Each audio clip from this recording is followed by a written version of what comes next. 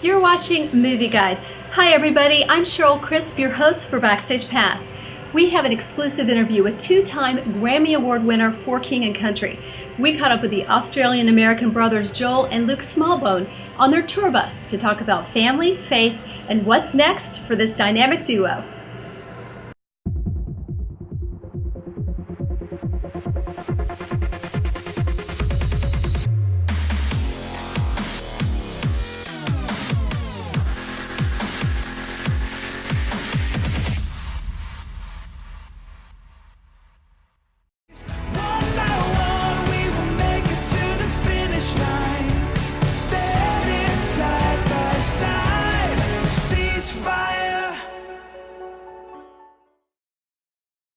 It was always our way of life. There was a great adventure, though, I will say that. When we first moved, Dad he'd been offered a job and lost a lot of money in Australia, and that was really what instigated the prompting to move. He'd been offered a job over here, and so he and Mum picked up the 6 kids at the time, one on the way, and we all moved.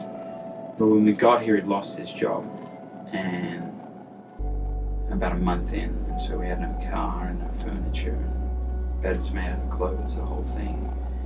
And I remember, we were boys at the time, this was in the 90s, I remember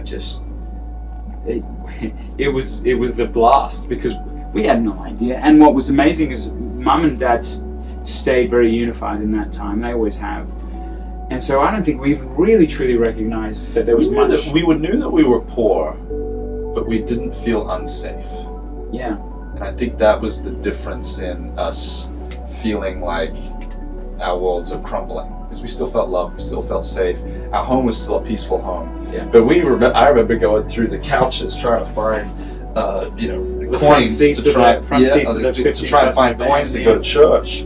So we were po, which is below poor. We were po. But what it did is it knit us together. Like we would rake leaves together, we would mow lawns together, Mum and Rebecca would clean houses together, and everything would sort of go back into the family fund. And honestly, I think that time is what united us in such a way that now we're still living out the foundation that was built in that really pinnacle moment in history. So out of that, Rebecca, our sister, signed a record deal, and we started traveling with her as her crew, and really it's that domino effect of all of those things kind of led us to this point. Everything has a season, right? And I don't pretend to know the seasons, and I think that's part of the charm of life, is if you kind of, as much as we want to figure out, we do this fortune telling, we're like, what's the next thing? Do we really want to know? Or is that part of the charm of it, is that we're kind of finding our way through this adventure one step at a time? I don't know the answer, but I do know I love the art of filmmaking. And I do know I love this. I think right now, because we're so in this and we sort of dabble in film, there's something about film that is this sort of, the grass is green, like this beautiful.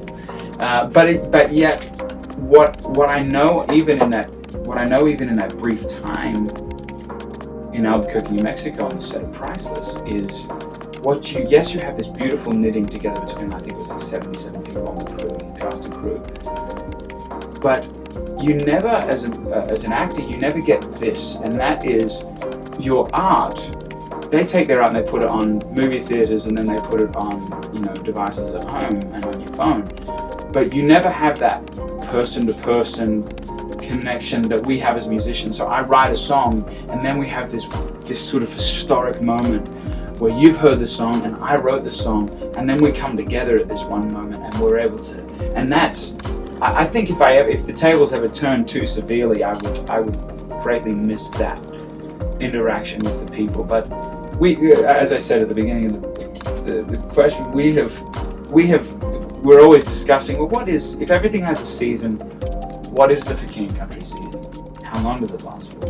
What is this movie thing? Where does it go? And I don't think either of us know. I think it's kind of to be determined. That there's a God that knows exactly what you're worth. And you are priceless. I see you dressed in white, every moment right. I see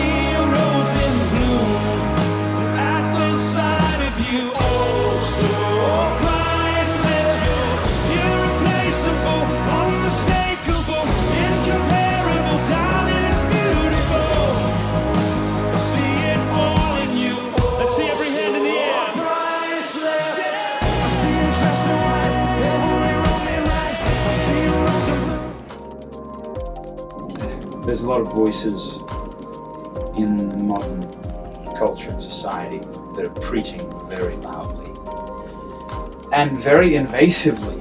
You know, one of our battles is the first thing you do in the morning. You don't sort of take, like you did 20, 15 years ago, or even 10 years ago, take a slow morning, have a cup of tea. You look at your phone, you check your email, it's all right there. Your world is in your palm of your hand, literally.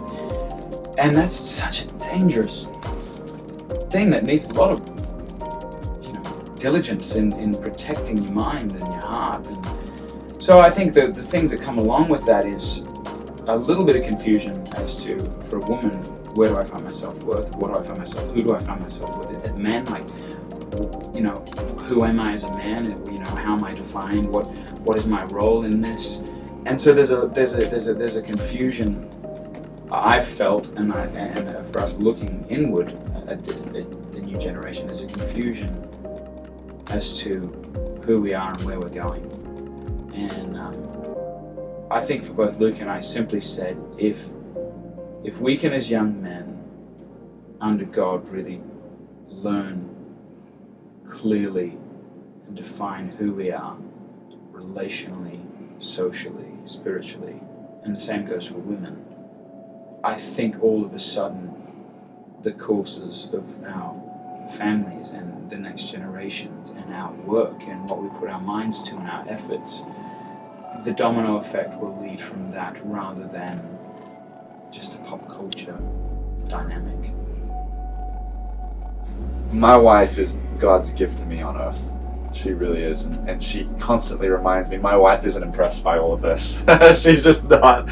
And having kids obviously helps, but I do think when we're out on the road, we try to work really hard. We'll try and pack it in, and we try to get as much done as we can. But when we're home, that's our moment to be still, and we try to be at our churches. We try to be engaged, and as Joel said, the struggle of waking up and spending some concentrated time in the scriptures is always going to be a battle, because it's life-giving.